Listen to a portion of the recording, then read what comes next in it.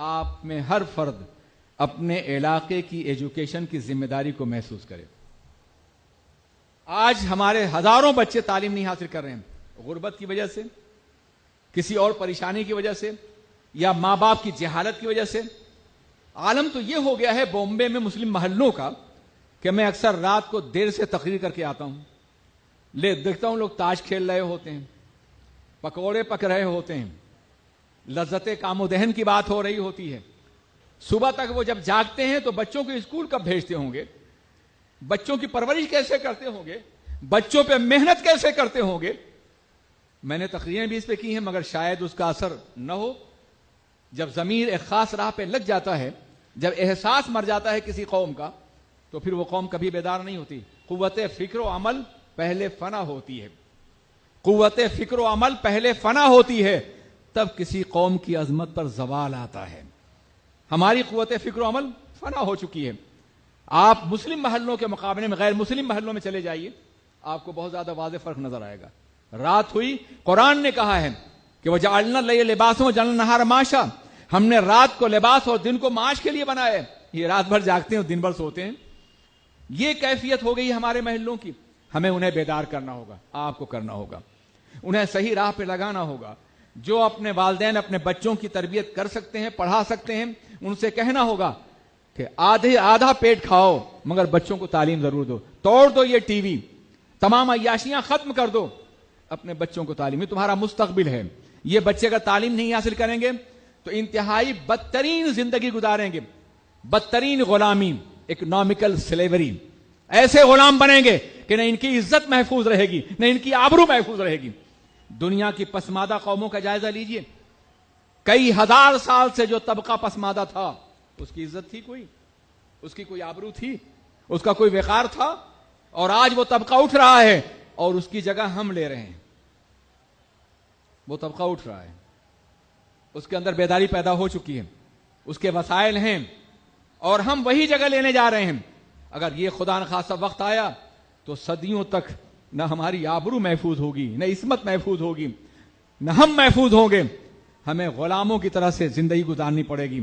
اس غلامی سے بچانے کے لیے ہمیں اجتماعی محنت کرنی پڑے گی مکمل طور پہ، اور اس کا طریقہ یہ ہے کہ جتنے بھی افراد ہیں، آپ پورے شہر کو سنبھال سکتے ہیں، اپنے محلے کا جائزہ لیں، دیکھیں کون سے بچے پڑھ رہے ہیں اور کون سے بچے پڑھ نہیں رہے ہیں۔ نہیں پڑھ رہے ہیں تو نہ پڑھنے کے اسباب تلاش کریں اور ان اسباب کو دور کرنے کی کوشش کریں۔ ان وجہوں کو، اگر غریب ہیں، فیس نہیں دے سکتے، آپ فیس دیں۔ اور صرف یہی نہیں بلکہ جو بچے پڑھ رہے ہیں ان کے لیے ایکسٹرا ٹیوشن کا انتظام کریں، میتھ ہے، سائنس ہے، لینگویج ہے، آپ انہیں ہفتے میں ایک روز ٹائم دیں تاکہ وہ ہیوی ٹیوشن سے بچنے کے لیے اپنے اپنے محلے میں خود پڑھیں۔ آپ علماء سے بھی کام کرا سکتے ہیں، اور طریقہ یہ ہے کہ علماء 1 یا 2 روز تک دین کی تعلیم دیں اور آپ لوگ انہیں سیکولر ایجوکیشن دیں، کالج کی تعلیم دیں۔ نتیجہ یہ ہے کہ وہ دینداری بنیں گے اور اس کے ساتھ ساتھ بہترین رزلٹ بھی لائیں گے۔ بہترین رزلٹ لانا بے پناہ ضروری ہے آگے بڑھنے کے لیے۔ ہمارے سامنے بہت سے ممانعات ہیں، بہت سی دشواریاں ہیں، ہم آگے بڑھ سکتے ہیں تو اپنی کوشش اور محنت کی بنیاد پر۔ یہ عذر غلط ہے کہ ہمیں نوکری نہیں ملے گی۔ ایک ایجوکیٹڈ انسان اپنے دل سے اتنا مطمئن ہوتا ہے کہ فاقہ بھی کرے گا تو بھی باعزت رہے گا، وہ فاقہ بھی کرے گا تو اس کا دل مطمئن رہے گا۔ اس لیے صرف روزی کے لیے یا نوکری کے لیے تعلیم حاصل نہیں کی جائے، بلکہ ذہن کو روشن کرنے کے، دل کو اجالنے کے لیے تعلیم حاصل کرنی بے پناہ ضروری ہے۔ اور اب ہندوستان ایک عالمی مارکیٹ بنتا جا رہا ہے۔ ممکن ہے کچھ لوگ یہاں آپ کو نوکری نہ دیں، اگر آپ کے اندر صلاحیت ہے تو بیرونی ملک سے آنے والی حکومت، فیکٹریاں اور کارخانے اور ادارے آپ کو صلاحیت کی بنیاد پہ جگہ ضرور دیں گے۔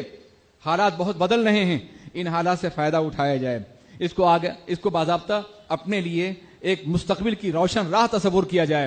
ہم میں کا ہر فرد اپنے علاقے میں ایسے ٹیوشن کے اسکول قائم کرے یا جائزہ لے کہ کون سا بچہ پڑھ نہیں رہا ہے اور اسے پڑھانے کی کوشش کی جائے، تاکہ 100% ایجوکیشن ہمارے معاشرے میں عام ہو سکے۔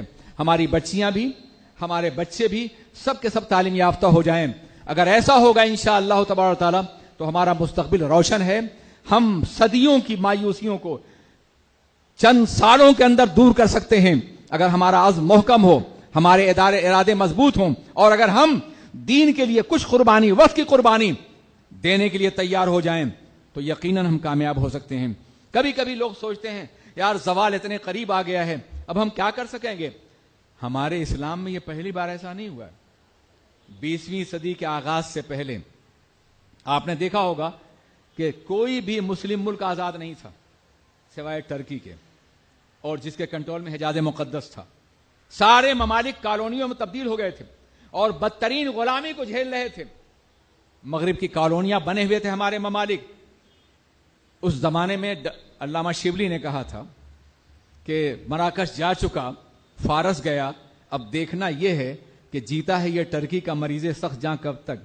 مگر اس زمانے میں ایک امید کا شاعر تھا اقبال، اس نے کہا تھا اگر عثمانیوں پر کوہ غم ٹوٹا تو کیا غم ہے کہ خون 100,000 انجم سے ہوتی ہے سحر پیدا۔ 100,000 ستارے ڈوبتے ہیں تب صبح ہوتی ہے، ڈوبنے دو ان ستاروں کو، صبح آئے گی، مگر اس کے لیے تیاری کرنی ہوگی۔ ایک ایسی صبح کی جو ایمان کی صبح ہو، عقیدے کی ہو، علم اور فکر کی صبح ہو، رسول پاک کے مقدس نظام کی صبح ہو۔ وہ صبح ضرور آئے گی بشرطے کہ آپ سب اپنے اپنے طور پر کام کر لیں، ہم بھی تیار ہو جائیں، آپ بھی۔ آپ پڑھے لکھے لوگ ہیں، زکوٰۃ تو ادا کرتے ہیں 2.5% آپ مال کی، 2.5% ایجوکیشن کی زکوٰۃ بھی ادا کر دیجیے۔ یہ اپنے ٹائم کا 2.5% غریبوں پہ خرچ کیجیے۔ آپ جوان ہیں، صحت مند ہیں، توانائی ہے، آپ 2.5% اپنا شباب اپنے بچوں کے لیے لگا دیجیے، اپنی قوم کے لگا دیجیے۔ قوم کا کوئی فرد ہو، کہیں کا ہو، آپ کو جانتا ہو یا نہ جانتا ہو، آپ ان کے لیے محنت کرنے کی کوشش کریں۔ اللہ آپ کی جوانی بھی سلامت، آپ کا سرمایہ بھی سلامت رکھے گا اور آپ کا علم بھی بڑھاتا چلا جائے گا۔ میرے عزیز ساتھیوں، یہ ایک مشورہ تھا جو میں نے دیا ہے، خدا کرے کہ اس پر ہم بھی عمل کر سکیں اور آپ بھی کر سکیں۔ السلام علیکم ورحمۃ اللہ وبرکاتہ۔ کہ جس نے ماں اور باپ کو